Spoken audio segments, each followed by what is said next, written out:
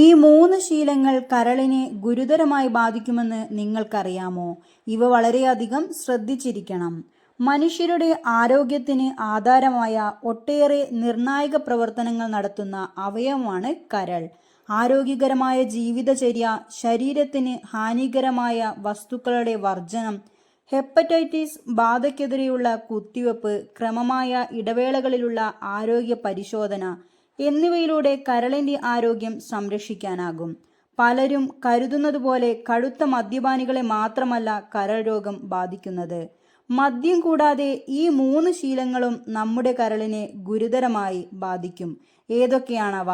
ഒന്നാമതായി, junk food.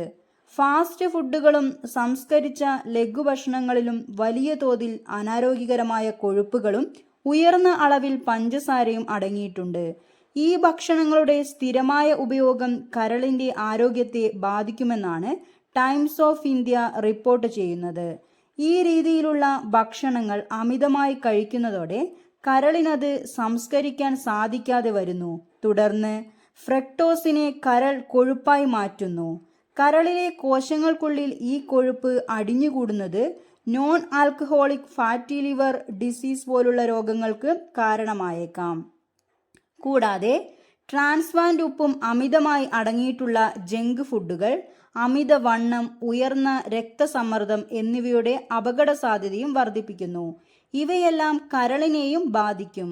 കരളിന്റെ ആരോഗ്യത്തിനായി ധാന്യങ്ങൾ, പഴങ്ങളും പച്ചക്കറികളും കൊഴുപ്പ് കുറഞ്ഞ പ്രോട്ടീനുകൾ എന്നിവ ഭക്ഷണമായി തിരഞ്ഞെടുക്കുക.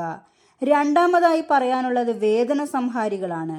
ഡോക്ടറുടെ നിർദ്ദേശപ്രകാരമല്ലാതെ പാരസെറ്റമോളോ മറ്റു വേദന സംഹാരികളെയോ ഉപയോഗിക്കുന്നത് ഗുരുതരമായ ആരോഗ്യ പ്രശ്നങ്ങൾക്ക് കാരണമായേക്കും. ദീർഘകാലം അമിതമായി ഈ മരുന്നുകൾ ഉപയോഗിക്കുന്നത് കരളിനെയും ബാധിക്കും. ശരീരത്തിന്റെ ഒരു അരിപ്പ പോലെ പ്രവർത്തിക്കുന്ന അവയവമാണ് കരൾ. അമിതമായി മരുന്ന് കഴിക്കുമ്പോൾ കരളിനത് താങ്ങാനാകാതെ വരും. ഇത് കരൾ കോശങ്ങളെ ബാധിക്കുന്നു. മരുന്നുകൾക്ക് പുറമെ ഹെർബൽ സപ്ലിമെന്റുകളും വിറ്റാമിനുകളും വലിയ അളവിൽ കഴിക്കുന്നതും കരളിനെ ബാധിച്ചേക്കാം. മൂന്നാമതായി പറയുന്നത് അമിതവണ്ണമാണ്. വ്യായാമമില്ലാത്ത ജീവിതശൈലിയും അമിതവണ്ണവും കരൾ രോഗ സാധ്യത വർദ്ധിപ്പിക്കുന്നു. അടിവയറ്റിൽ കൊഴുപ്പടിയുന്നത് പ്രത്യേകം നമ്മൾ ശ്രദ്ധിക്കണം. വ്യായാമം ചെയ്യാതിരിക്കുമ്പോഴോ അല്ലെങ്കിൽ നേരത്തെ അമിതവണ്ണം ഉണ്ടെങ്കിലോ അത് ശരീരത്തിൽ ഇൻസുലിൻ പ്രതിരോധത്തിന് കാരണമാകുന്നു. ഇത് രക്തത്തിൽ പഞ്ചസാരയുടെ അളവ് വർദ്ധിക്കാനും ശരീരത്തിൽ കൊഴുപ്പടിഞ്ഞുകൂടുന്നതിന് കാരണമാകുന്നു. കാലക്രമേണ ഈ അമിത കൊഴുപ്പ് ഒരുപക്ഷെ നോൺ ആൽക്കഹോളിക് ഫാറ്റി ലിവർ ഡിസീസിന് കാരണമായേക്കാം. ഇതിനു പുറമെ കരളിൽ കൊഴുപ്പടിഞ്ഞുകൂടുന്നത് ടിഷ്യൂകളിൽ ഇൻഫ്ലമേഷന് കാരണമാകുന്നു. ഇത് ഫൈബ്രോസിസിനും സിറോസിസിനും കാരണമാകാനും സാധ്യതയുണ്ട്. നമ്മുടെ കരളിനെ നമ്മൾ തന്നെ സംരക്ഷിക്കേണ്ടതാണ്.